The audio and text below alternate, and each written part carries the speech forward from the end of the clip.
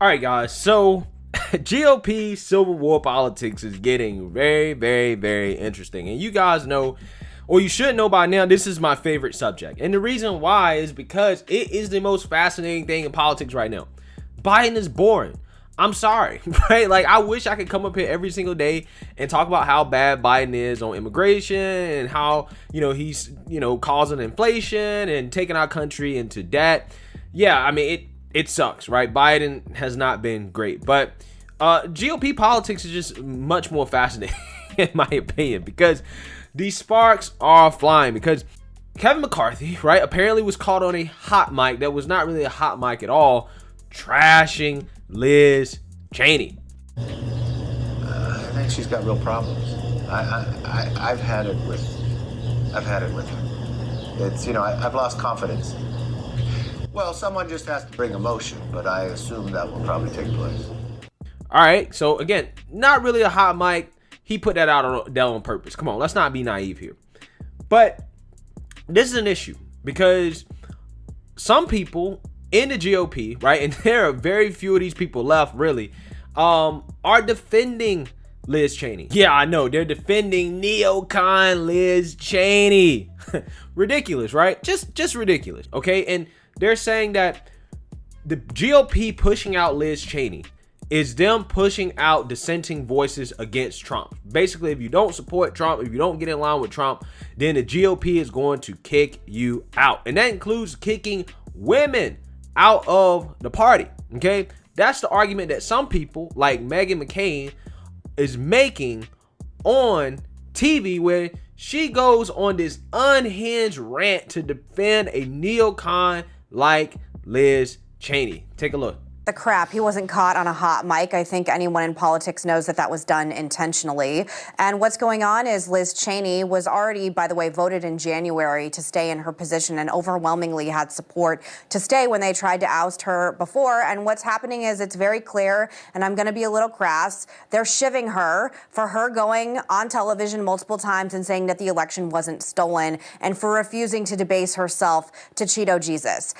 I don't understand what's going on. I have spent the past 5 years of my life trying to accept, understand, and include the MAGA base of this party. And the message that's being sent by the highest member of Republicans in Congress is that women like me and Liz Cheney, who refuse to bend the knee to President Trump but still remain loyal Republicans, we don't have a place in this party. We are worthless. We are not worth fighting for to keep. And I think it is Kafkaesque to try and spin this in a way that this is about anything else but her not supporting President Trump. And the leadership in the party is doubling down that Trump is the future. Now, what happened when we doubled down that Trump is the future? We lost count them, 4 Senate seats in the last election in red states, including in my home state of Arizona. We lost a giant election spectacularly. Midterms are coming up, and President Biden is expanding the government in a way that is the largest since LBJ. That's what we should be focusing on.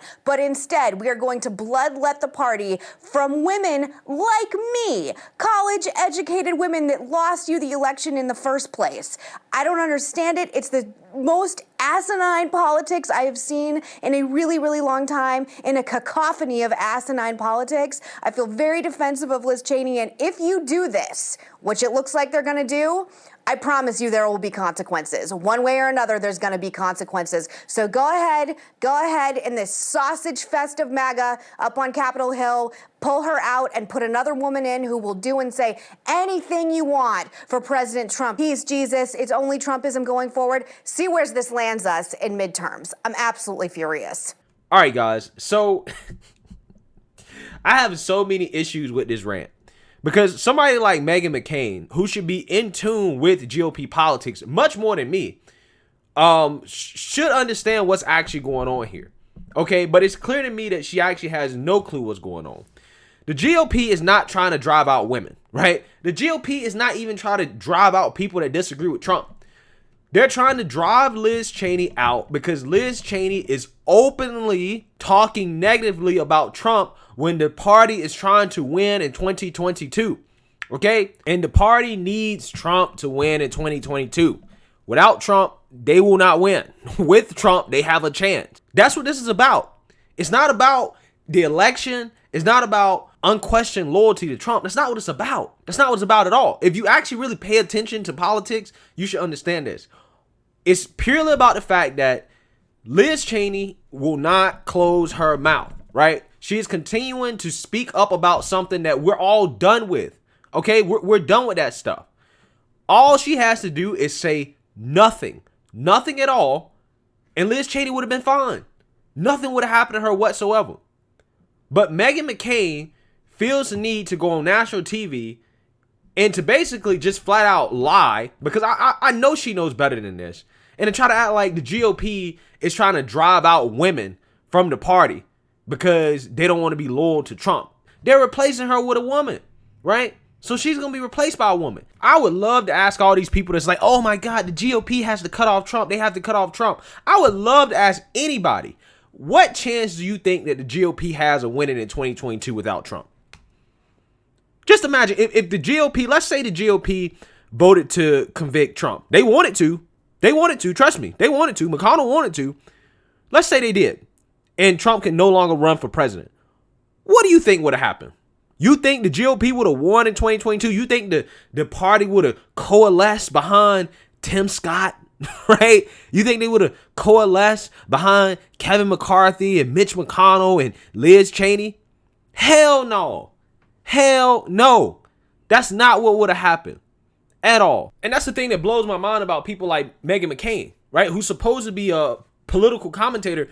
How the hell have you not thought about this? Have you actually really thought about this? Have you thought about the fact that this party, right, the same person that you're defending, Liz Cheney, her dad, Dick Cheney, his politics, his warmongering politics is the reason why the GOP even got somebody like Trump. People like Dick Cheney, people like Mitt Romney's, even your dad, people like John McCain, okay? The Mitch McConnells of the world. Those people, that type of GOP is the reason why Trump's even president in the first place. But see, for whatever reason, these people like Liz Cheney and Meghan McCain, they want to go back to the old days of just tax cuts and endless wars. That's what they want to go back to. And then she wants to sit there and talk about, oh, I'm a highly educated woman. I'm highly educated. Well, I can't tell because you're ignorant on this topic. Very ignorant. But see, somebody like Meghan McCain, she would notice if she spent more time actually focused on her job and analyzing politics rather than focusing on her ridiculous hairstyles. The GOP knows that they need Trump. They know that. That's why they didn't convict him in doing the impeachment trial. If they would have voted to convict Trump, Trump goes on a crusade against the Republican Party. He probably starts a third party, he splits the vote, and they lose big time to the Democrats in 2022. The GOP does not have a choice right now in regards to getting behind Trump. Because it's not like they're really super supportive. They're not super supportive. They're just like, yo, we're just not going to be talking negative about him because we just don't want to lose support. That's literally what it is. Anybody that's watching politics or paying any attention to politics whatsoever should realize how obvious it is what's going on with the GOP when it comes to Trump. Trump needs the GOP because Trump does not have the infrastructure to run his own thing without the GOP. The GOP needs Trump because the base loves Trump, okay? And they know that without Trump, the base will not vote for them, okay?